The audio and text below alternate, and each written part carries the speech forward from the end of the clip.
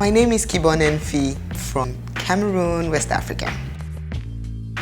Designing is just not the thing I grew up dreaming of becoming.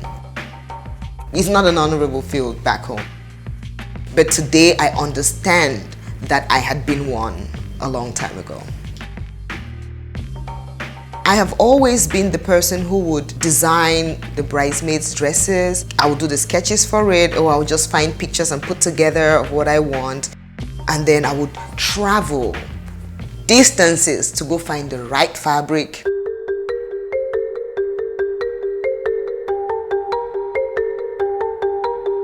I really loved how I grew up.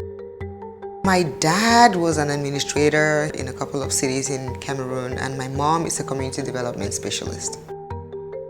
Every single city my dad was transferred to, my mom always found a way to train women how to do a lot of craft stuff. So a lot of crocheting and beading and embroidery. It was just perfect. I think my childhood was near perfect, yeah.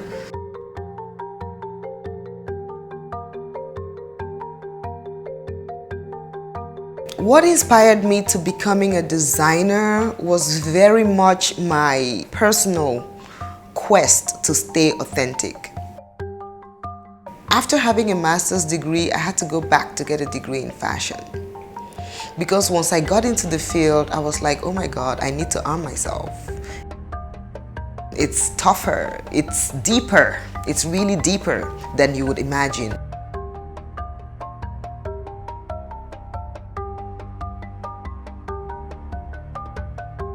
The name of my brand is Kibonen NY. I came up with the name because New York is the place that liberated me. New York is the place that gave me that energy. New York is a place that made me know that there is something more about me. There is something special about the city, especially for people who are more driven and people who are more ambitious. You feel like you need to leave a legacy. I can be Kibonen, my brand can be Kibonen, but I am Kibonen New York because New York is powerful for me personally.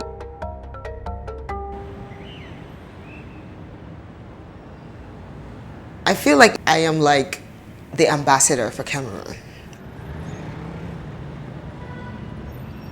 I came into America as an adult, which means a lot of things are not going to be on my favor. Like, you don't have this network of friends who can, be there for you. So you're literally starting from zero.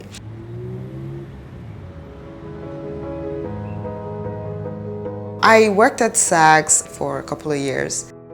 The reason why I liked Saks was because they were a little bit less conservative about the dressing. So when I had my first little black dress with the toggle embroidery made, I had all these clients stopping by to tell me how beautiful my dress was.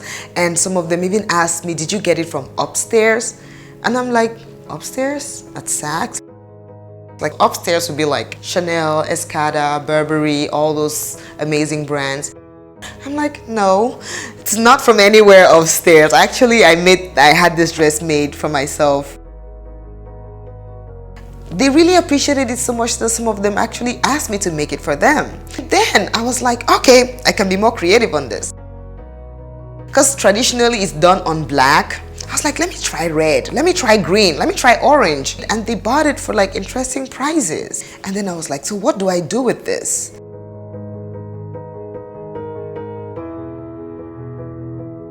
I don't know anything about fashion, but I realized that I had a couple of friends who had graduated from fashion school. So I reached out to them. I was like, you know what, I have this idea. I don't really know what to do about it. Can we partner? It worked out. We started a brand. Oh my goodness, the excitement was over and beyond. Cameroonians received it with so much enthusiasm. Oh my goodness.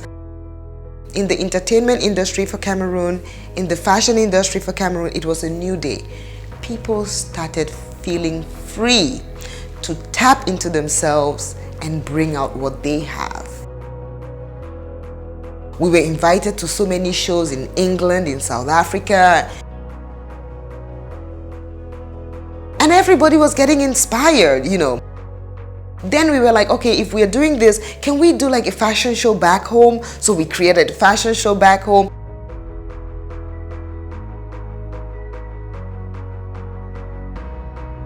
It was a new day. It was really a new day.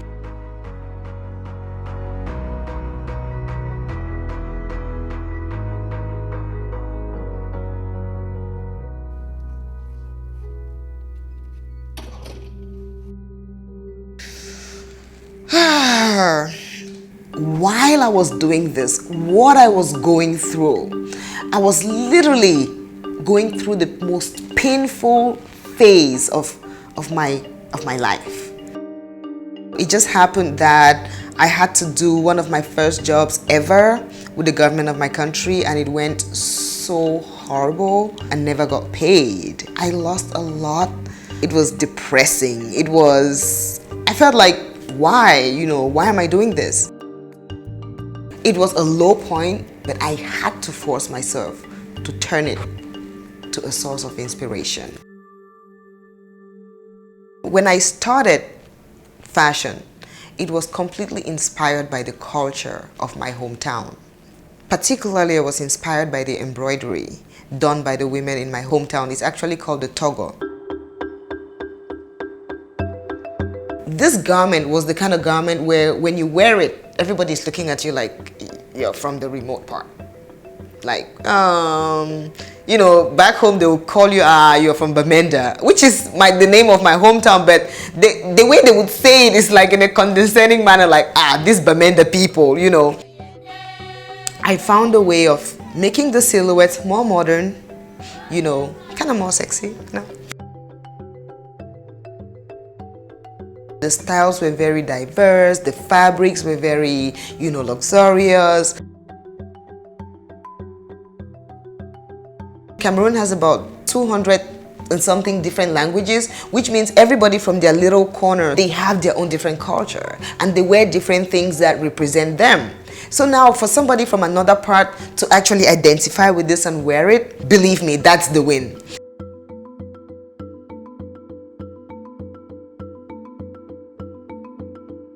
I realized that if I can get these women back home who do this embroidery and showcase this in a global sphere, get celebrities wear it, get other people, it's definitely going to be empowering to the women back there. Getting them to be able to do this now on a more regular basis was key for me. Everybody has been empowered in one way or another, and honestly for me it's just the beginning.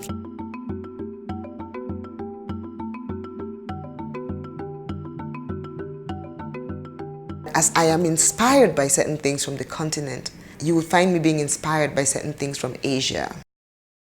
My last collection, I called it Yashuke, and the reason why I called it Yashuke was because I'm imagining the journey of the first ever black person who found himself in Japan.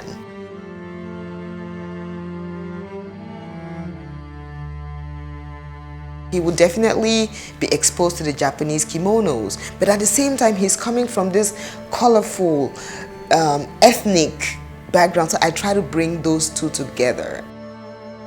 So I'm sticking to what is my own, but then I have to blend a bit of the trends to it.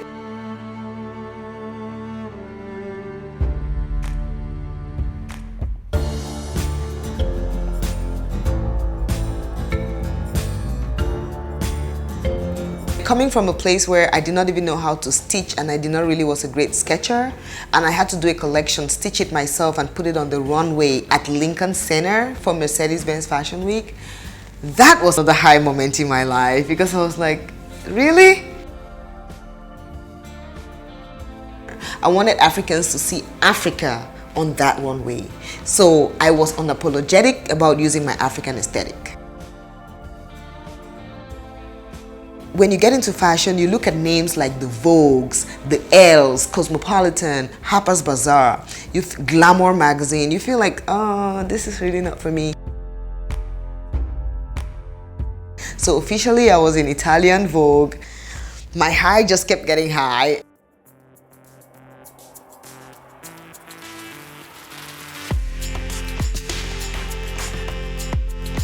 I feel like as an African girl who grew up in Africa, I have the responsibility to tell the African story from my angle. I mean, we grew up with masquerades. It could come from what the masquerades are wearing, you know. It could come from the symbols, because back home, little symbols mean different things. Sometimes it comes from a feeling, like a nostalgic feeling. All of those things pop up in different ways. And the first thing that comes to my mind is, how can I translate this on my garments?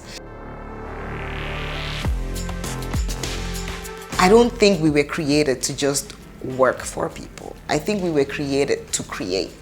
And it's in your creation that you really feel free and you develop the best version of yourself. Once you understand what you stand for in the world, the contribution you can do to the world is bigger, way bigger than who you are. The fashion industry is the first place that would break your confidence.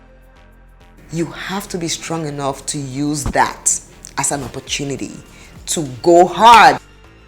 But above everything, you have to believe in yourself. Success for me is what I am right now. I know that I can do anything that I set my mind to doing. I know that I'm really different. And the reason I'm successful is because I've been able to find my purpose in life. Success is discovering what your purpose is. And I'm so fortunate that I've been able to do that.